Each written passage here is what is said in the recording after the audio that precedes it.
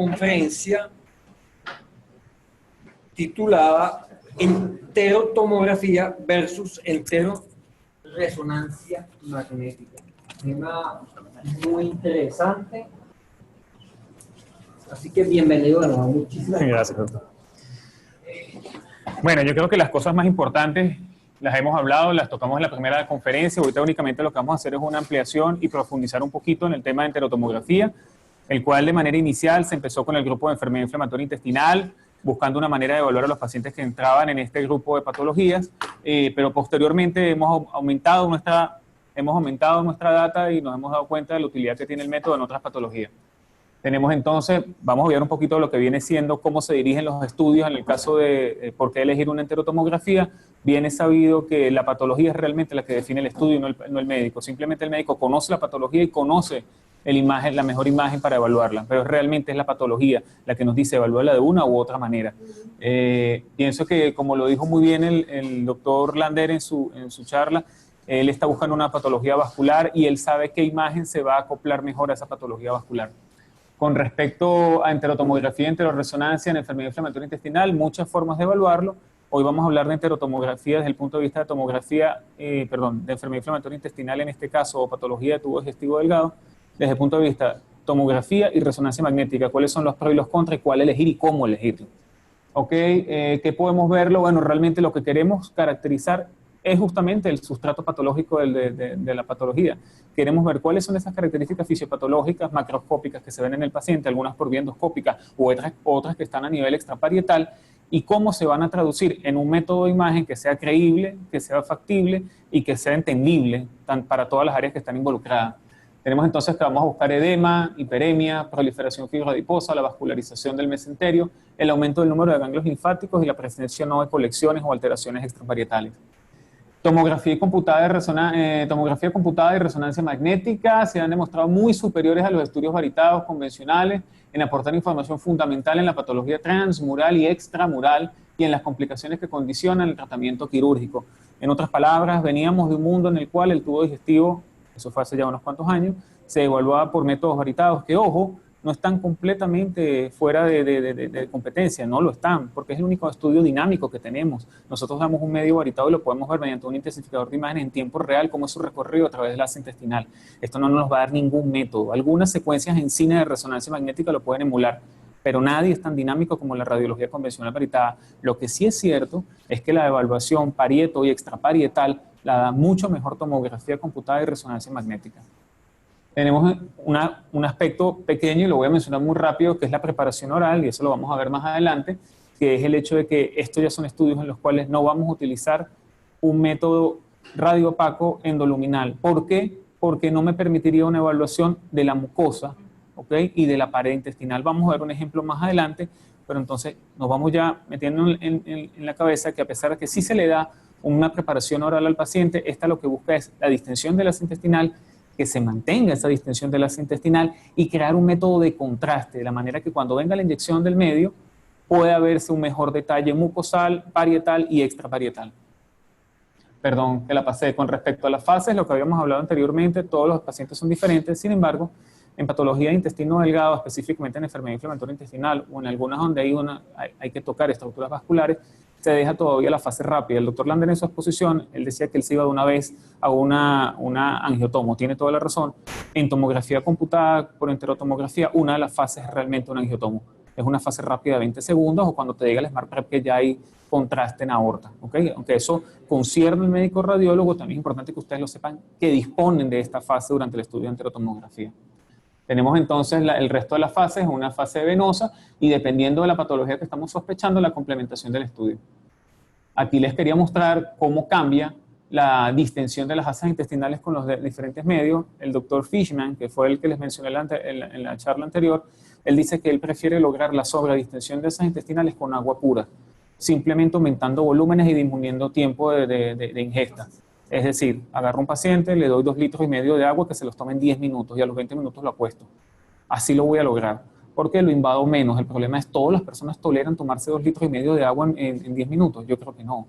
¿Okay? Entonces, lo que utilizamos son aditivos. Entre esos aditivos está la celulosa, el manitol, los cuales nos permiten disminuir el volumen de ingesta, aumentar la distensión de la asa intestinal y que dure un poquito más esa distensión, porque el otro problema es que haya barrido del contenido endoluminal.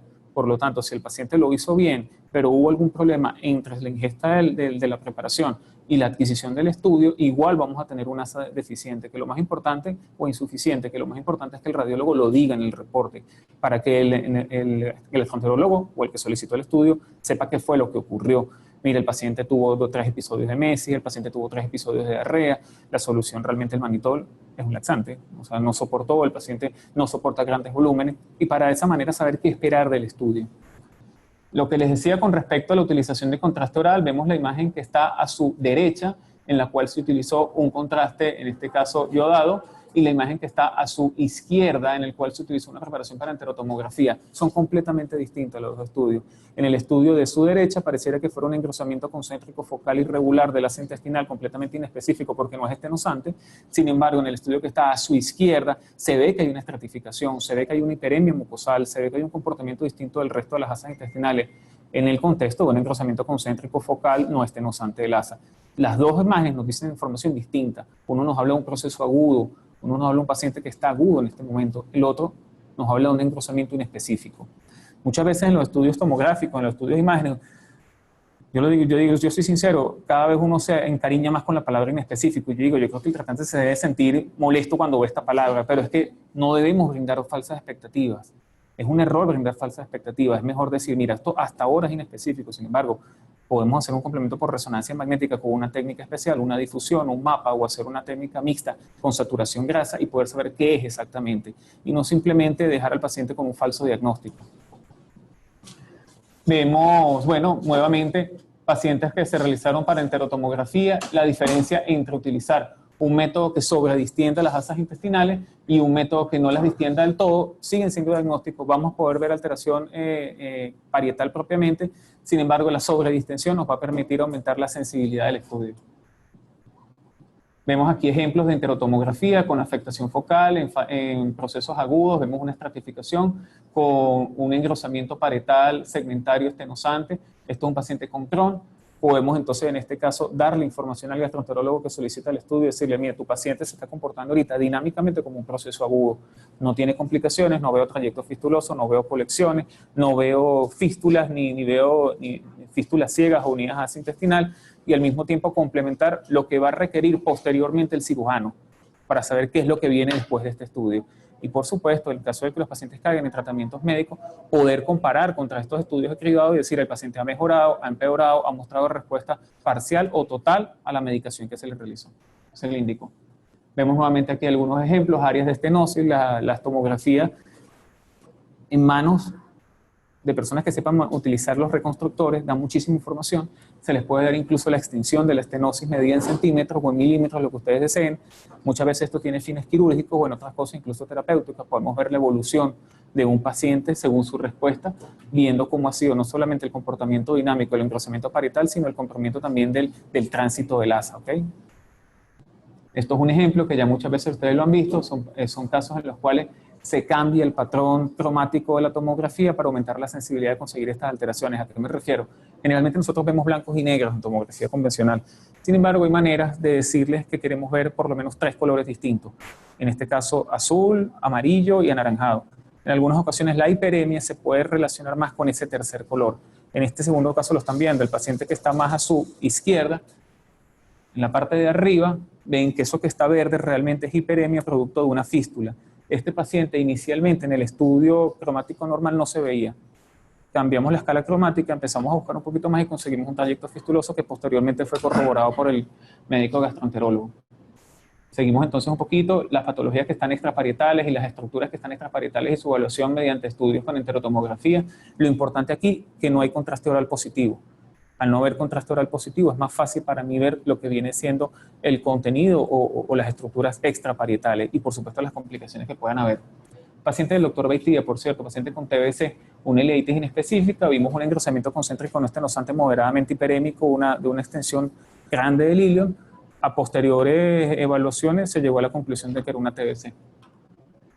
Disculpen que vaya un poquito rápido, pero es que por cuestiones de tiempo tenemos que amoldarnos. Ahora, ¿qué ocurre con la enterorresonancia? Hasta ahora les he hablado de enterotomografía. ¿Qué ocurre con la enterorresonancia? Enterorresonancia es muy bonito, es muy útil, da muchísima información. Sin embargo, cuando ustedes tienen un paciente que está sobredistendido con 2 litros de agua, está en decúbito prono, está dentro del resonador magnético y lleva 37 minutos, además respira, la secuencia hay que volverla a realizar a pesar de que utilizamos secuencias ultra rápidas, primero vamos perdiendo contenido endoluminal y segundo vamos perdiendo tolerancia por el paciente. ¿Por qué les digo esto? A mí me gusta mucho la casuística de estos doctores que están en Madrid. Ellos dicen, vamos a individualizar el paciente. Es un paciente que es de cribado, es de primera. Vamos a empezar con enterotomografía. Yo logro un buen estudio de enterotomografía, diagnóstico con potencial de reconstrucción multifásico, más o menos en 300 segundos, 6 minutos. Una vez que yo hice mi enterotomografía, conozco la anatomía de ese paciente, conozco su compromiso segmentario, conozco cómo se comporta, lo controlo por resonancia magnética. Muchas veces estos pacientes, sobre todo en enfermedad inflamatoria intestinal, van a recibir controles imagenológicos con cierta regularidad. Lo voy a controlar con resonancia magnética, pero tengo una base tomográfica. En otras series prefieren intentar con resonancia magnética. El problema de esto, en algunas ocasiones no van a ser tan óptimos los estudios, pero bueno, en algún momento vamos a llegar al diagnóstico viendo la imagen. Con respecto a esto, ya les iba a comentar, se lo dije en la charla anterior, en resonancia magnética está entrando, bueno, me refiero en digestivo, está entrando mucho la secuencia de difusión. Difusión es una secuencia que es, por decirle, chismosa, por decirlo de algún modo. Es una secuencia muy gruesa, todo se ve oscuro, sin embargo, hay áreas que se ven hiperintensas o blancas. Las áreas que se ven hiperintensas o blancas en difusión siempre responden a más o menos 4 subtipos. O es una lesión citotóxica, o es una lesión donde hay una colección tipo absceso, o es una lesión donde hay una hipercelularidad, o hay edema inespecífico y otros ambientes que se ven más que todo en neuroradiología. ¿Es esto importante? Sí, es importante. Miren en este caso se está haciendo evaluación de tubo digestivo por resonancia magnética, pero ya no en un protocolo común de enterotomografía, sino por difusión. Están haciendo secuencias rápidas con saturación grasa y la extrapolan contra difusión. Y ven si las alteraciones en difusión, se dan cuenta que en difusión, esta imagen que tienen en el centro y abajo, todo es negro, pero hay algo blanco. Digo blanco para hacerlo más fácil. Hay algo hiperintenso en un contexto en el que todo es intenso. Se van a secuencias morfológicas T1 y T2 saturado y se busca darle una explicación a esto, sabiendo que la difusión no te está hablando de inflamación o de celularidad. En este caso posiblemente sean ambas, un proceso inflamatorio que tiene edema, sin llegar a contraste y acortando los protocolos. Esto se está logrando. Todavía se está extrapolando cuáles han sido las características, o mejor dicho, los resultados que han arrojado estos estudios cortos y de resonancia magnética contra protocolos de enterotomografía completo, y son satisfactorias la data que se ha conseguido. Aquí, bueno, vamos a ver más o menos lo que estamos hablando de lo mismo, la evaluación mural o de la pared utilizando estudios de resonancia magnética en protocolos dirigidos. Una ventaja que tiene la resonancia magnética por sobre la enterotomografía y es justamente la capacidad de la evaluación de la pelvis, de la excavación pélvica. Hay mucho mayor detalle con resonancia magnética. Aquí vemos un paciente con evaluación de una fístula que se creó justamente entre la vagina y el recto. La valoración que se consiguió con resonancia magnética, en la imagen que está más a su izquierda, se observa casi una comunicación, casi ya es una fosa común lo que tiene esta paciente, y vemos en diferentes tonalidades cromáticas cómo se exacerba este detalle y podemos darnos cuenta. Estas imágenes en tomografía son más difíciles de conseguir. Y algo bueno que nos permite la resonancia magnética es que simplemente si queremos detalle tisular, podemos agregar un émbolo de gel a través del ano con una ampolla de 20 cc, de 40 cc, y obtenemos automáticamente el contraste que nos da la alta señal del T2 del gel. Y de esa manera una caracterización bastante accesible del área, aceptable, perdón, del área sin tener que utilizar ningún tipo de contraste exógeno. Vemos entonces más imágenes. Esto es una imagen que les quería mostrar y que me gusta mucho. El paciente, son el mismo paciente. El paciente que está a su mano derecha fue evaluado por tomografía, parecía un poco de un escaso contenido líquido en el receso posterior. Sin embargo, cuando es evaluado por resonancia magnética se dan cuenta que no es líquido libre, sino es con una colección, e incluso consiguen dónde está el trayecto fistuloso, que es en hora 1. Como la pueden ver, bueno, en la imagen la segunda imagen, ¿verdad? La flecha que les está reportando el trayecto fistuloso, la tercera imagen les muestra hacia dónde va, y finalmente la comunicación de este trayecto fistuloso con la pequeña colección. Comparen la información que dan las 3 últimas imágenes con la información que da la tomografía, en este caso con un protocolo de solución. Gracias. de solución hipodensa. Gracias. Más de lo mismo, aquí lo que podemos ver, las otras ventajas de la enteroresonancia, la valoración más exquisita de las alteraciones extraparetales, llámese tracto sinuoso, llámese proceso fistuloso, llámese colecciones. Es mucho mayor la información que da resonancia que tomografía, y eso está comprobado. Enterotomografía versus enteroresonancia, ¿cuál es el plus que aporta? Bueno, lo que veníamos hablando, la valoración de la mucosa, el comportamiento de la estratificación, el caso de que sea homogénea, que nos hablaría de un proceso más crónico, y en el caso de que no haya realce, podríamos estar hablando de un proceso fibrótico crónico. Alteraciones mucosales, las que mencionamos anteriormente, el patrón mucosal, la presencia de úlcera y su caracterización y profundidad. Esto es lo que aporta resonancia magnética, además de la valoración de la excavación pélvica. Un cuadro para, digamos, resumir rápidamente enterotomografía con enteroresonancia, pros y contras y cómo escoger cada una de ellas. Tomografía computada, es mayor número de equipos en el país, obviamente, es más económico, tenemos personal entrenado o más personal entrenado, es mucho más rápido, les hablaba de 600, 300 segundos para obtenerla, menos casos de claustrofobia o ninguno, diría yo. Detalle anatómico excelente, en buenas manos, nos permite ver contornos, orientación, configuración, reconstrucción, cuantificación volumétrica, información prequirúrgica, etcétera. Excelente resolución especial y de contraste. No requiere un manejo tan estricto de la apnea. ¿Por qué? Porque es necesario que el paciente mantenga apnea únicamente máximo por 10 segundos, mientras que resonancia es necesario un poquito más. Resonancia magnética, buen detalle anatómico, información anatómica, podemos contar con difusión, que fue el trabajo que les mostré. Es capaz de medir celularidad, tiene secuencias oncológicas como el T2, en el cual conseguir una patología, por decirlo, una sirindipatía, conseguimos una patología que no estábamos consiguiendo, permite ya una caracterización de ese hallazgo. Capaz de extraer grasa y agua, como lo dijimos en la conferencia anterior, no genera radiación ionizante, es segura para el seguimiento en el tiempo, evaluación de la región perianal, evaluación de paciente pediátrico, posibilidad de evaluar periódicamente en lazos más cortos a pacientes pediátricos sin necesidad de tener que cuantificar radiación, y finalmente la duración del realce post-contraste. ¿Por qué les digo esto? El realce en tomografía, y es algo que no lo sabe todo el mundo, dura aproximadamente 180 segundos, 180 a 200 segundos. El realce en resonancia magnética dura 1 hora. Una vez que yo administro gadolinio, ese realce se va a mantener. ¿Es esto importante? Sí. Permite hacerse con loop, permite hacer una valoración más detenida del caso, y si tenemos al lado al gastroenterólogo o al cirujano o al médico que esté involucrado en el estudio, o va a llegar en pocos minutos, no vamos a tener que estar pensando en reinyectar, o incluso podemos ir adelantando el estudio. El estudio tomográfico es un estudio rápido y tenemos la información en 600 segundos. Si usted tomó la información correcta en ese momento, las fases correctas, bien. Si no lo hizo, va a tener que repetirlo. Esa es la verdad. Resonancia, todavía podemos jugar con eso. Con respecto al yodo de gadolinio, esto no lo vamos a tocar hoy, pero más o menos la importancia de conocer cuáles son los efectos de cada uno en el organismo y saber que cada vez más las unidades de radiología no se manejan por creatinina, sino por tasa de filtración glomerular. En algunas ocasiones veíamos unidades que decían, oye, mira, pero es que mi paciente tiene 1 de creatinina, ¿por qué no me le hiciste el estudio? Entonces, el problema es que la Sociedad Americana de Radiología y los diferentes órganos europeos te dicen, no te midas por creatinina, mídete por tasa de filtración. ¿Por qué? Se sabe que la inyección del medio de contraste, la vasoconstricción sobre las arteriolas deferentes, produce una disminución de la tasa de filtración glomerular en 20 a 25% aproximadamente los primeros 3 días. La gadolinio no hace nada de esto.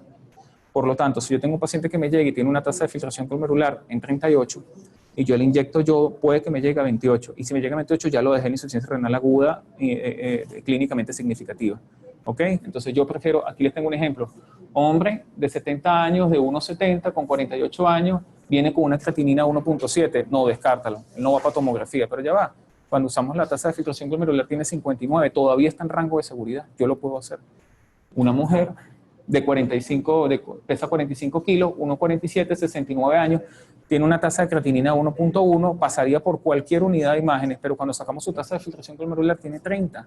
Esta paciente no debe ir a un estudio tomográfico, a no ser que haya una expansión de volumen previa y posterior al estudio. ¿Okay? Pitfalls, la no tolerancia del volumen genera asas intestinales que pueden estar colapsadas y esto generar malas interpretaciones.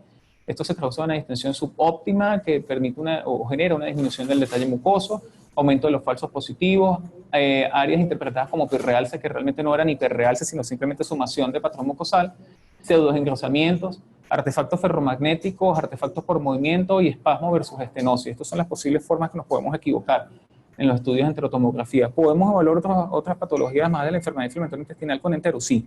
Podemos evaluar patología tumoral, podemos evaluar patología posquirúrgica, podemos evaluar obstrucciones intestinales y, ¿por qué no?, hemorragia digestiva, también está descrito. Incluso el estudio que mostró el doctor Lander, si no sé si se dieron cuenta, la preparación del asa intestinal era con una solución hipodensa. No sé si tenía algún tipo de aditivo, pero era eso. Ahí no había ningún contenido hiperdenso intraasa. Algunos ejemplos, creo que lo hemos visto en otras charlas, un paciente que fue identificado en una primera tomografía convencional trifásica como paciente sin ninguna alteración patológica. Hicimos una enterotomografía, hicimos un cambio cromático, vimos una alteración espiculada, un engrosamiento hipercaptante cerca de la válvula ileocecal, nos llamó mucho la atención, el paciente posteriormente, ahí está la flechita señalada, posteriormente fue evaluado y si era un tumor en esta área de la intestinal. Vimos en retrospectivo porque la primera tomografía no lo vio, justamente el contraste oral positivo era tan positivo, estaba tan poco diluido que no permitía ver realce de esta área. Esto es un paciente que nos llegó una vez en enterotomografía, extrañamente se le hizo primero la enterotomografía ante la endoscopia, conseguimos una patología tumoral cerca de la válvula ileocecal, el médico que lo vio posteriormente tuvo la gentileza de enviarnos las imágenes y dijo, mira, lo que ustedes consiguieron yo también lo conseguí. Y tenemos entonces, no les tengo el video, pero esa es la imagen del video. Modificaciones postquirúrgicas, pacientes que hacían pseudoobstrucciones periódicas, resulta que en una cirugía previa tenía 2 estenosis postquirúrgicas, producto de material de síntesis aparentemente, y hacía procesos obstructivos periódicos que tenían que ser, a veces eran de difícil manejo.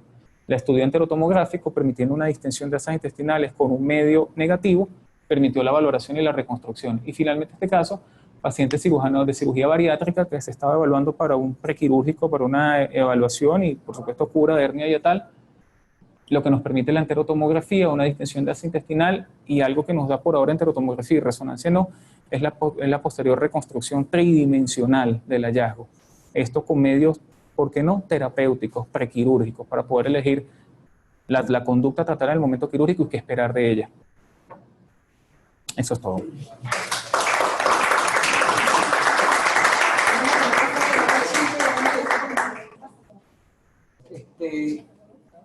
No, muchísimas gracias, doctor. Excelente charla.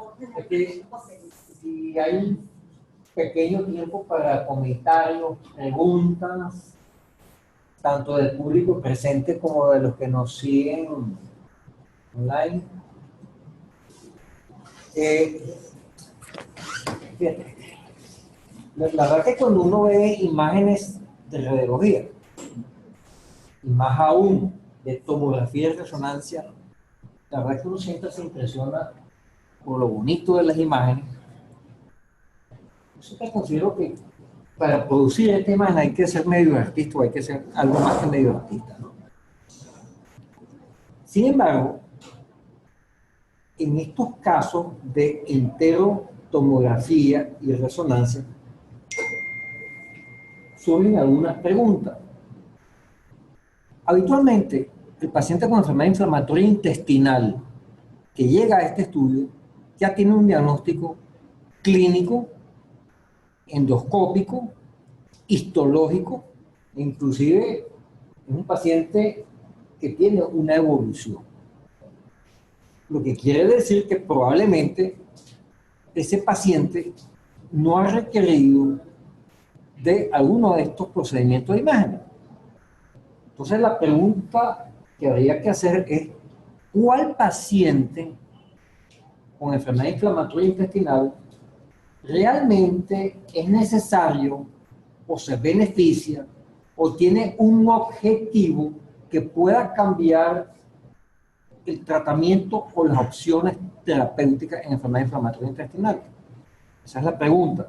Haciendo una pequeña acotación adicional, es que probablemente su utilidad sea mayor en enfermedad de Crohn que en rectocolitis ulcerosa, por razones obvias de ubicación de las lesiones y o complicaciones, llámese fístulas y abscesos, que son más frecuentes en enfermedad de Crohn que en rectocolitis ulcerosa. Entonces, la pregunta es, ¿cuándo considerarías que realmente es procedente, es adecuado, es beneficioso y tiene un claro objetivo realizar estos procedimientos en enfermedad inflamatoria intestinal?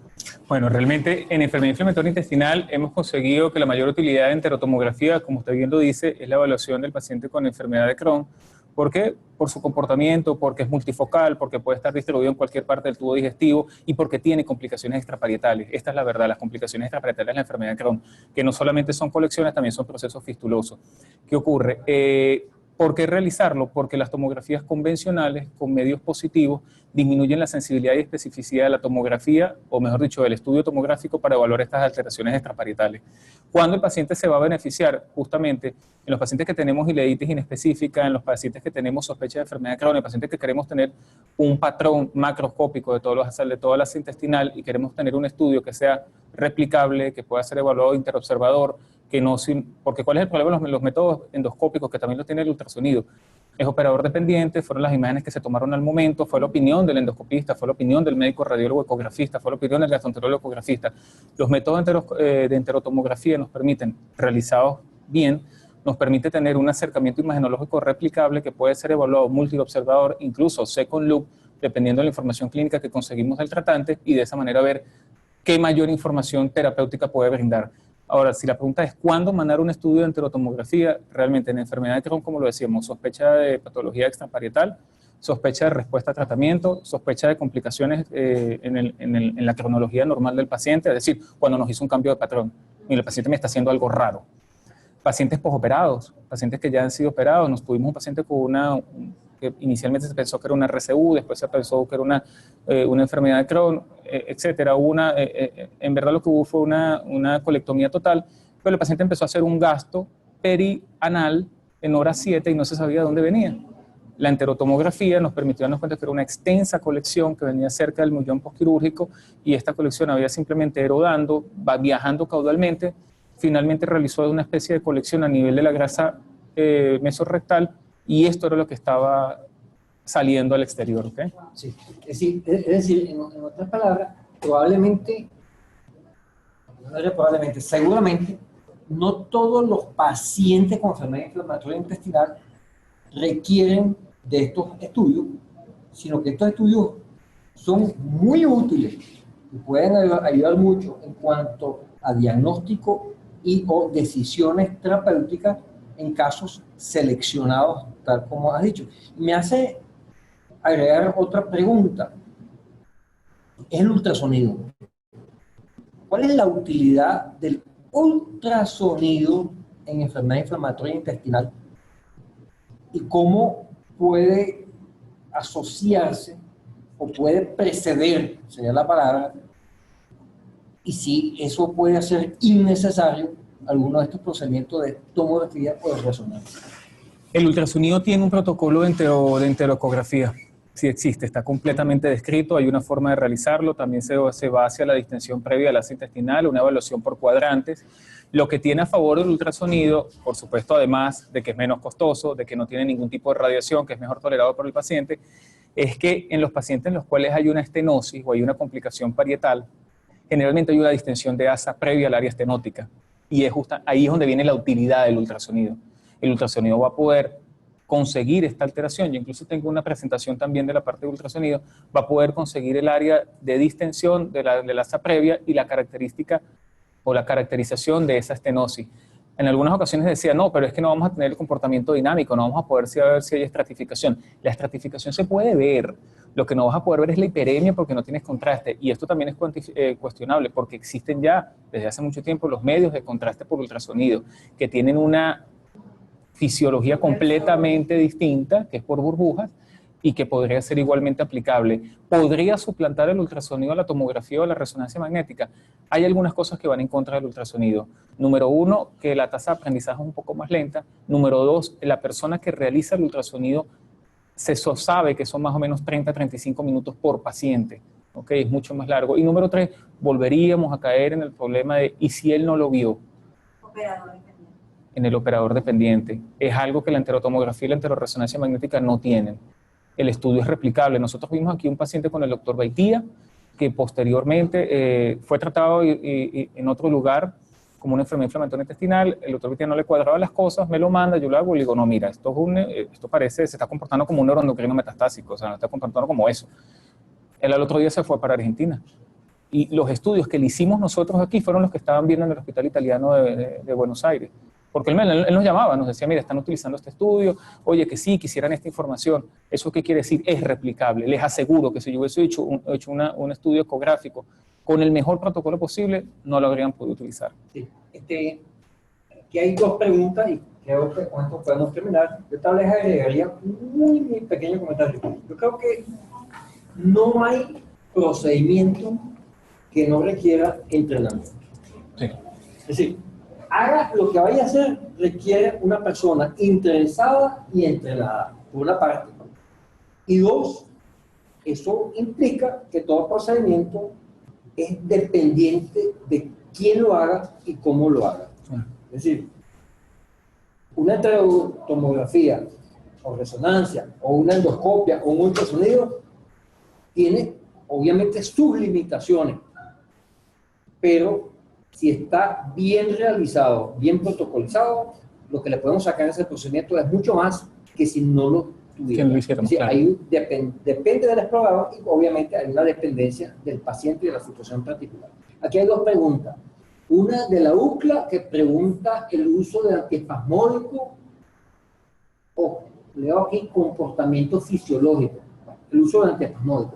Y hay una pregunta del doctor Beitia que da las gracias, que está encantado de la reunión, y algún dato por enterotomografía que nos permita diferenciar entre enfermedad de Crohn o tuberculosis o alguna otra enfermedad inflamatoria intestinal. Ok, con respecto a la primera pregunta, sí, en los primeros protocolos de enterotomografía se utilizan los antiespasmódicos. Nosotros los dejamos usar en un momento porque no los conseguíamos y encarecían el estudio cuando lográbamos conseguir las ampollas. En lugar a eso que hacíamos, disminuíamos los temas de la ingesta de la solución. Es decir, cuando usamos antiespasmódicos podíamos darle al paciente 40-50 minutos para ingesta de solución oral y pasarlo sin ningún problema al tomógrafo o al resonador. Cuando no usamos antiespasmódicos, le decimos al paciente que realice la ingesta en 20 minutos y lo pasamos inmediatamente al estudio. Y con eso logramos buenos resultados sin tener que utilizar antiespasmódicos. En el segundo caso con el doctor Beitia, lo que hemos visto en enfermedad de Crohn, en TBC, es una afectación sobre todo del ilion distal, extensa, no estenosante, sin embargo un engrosamiento concéntrico difuso sin patrón de estratificación con hiperemia mucosal. Y en algunos casos vemos calcificaciones granulomatosas. Es lo que nos permite pensar que podría ser una ileitis por tuberculosis. Ustedes aplican un índice de actividad. O sea, para una vez que tú, o sea, una de las cosas que uno utiliza para el día o cualquier método que es una enfermedad inflamatoria es saber si el paciente está activado o no y después compararlo. Es decir, oye, mira, yo sí creo que la terapéutica que yo estoy aplicando, este paciente viene mejorando o no. Y para eso están un poco los índices. Quería saber si ustedes aplicaban algún índice. Sí, se usa. Mira, sabes que desde hace mucho tiempo, ya más o menos hace 20 años para acá, bueno, el advenimiento de los marcadores tumorales y los marcadores para cualquier tipo de patología ha sido algo que llama mucho la atención en todas las ramas y en imágenes es una de ellas.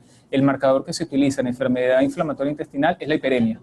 Es la hiperemia mucosal. Ok, que tengamos un paciente con estratificación y que tenga un realce ávido y temprano de la mucosa propiamente.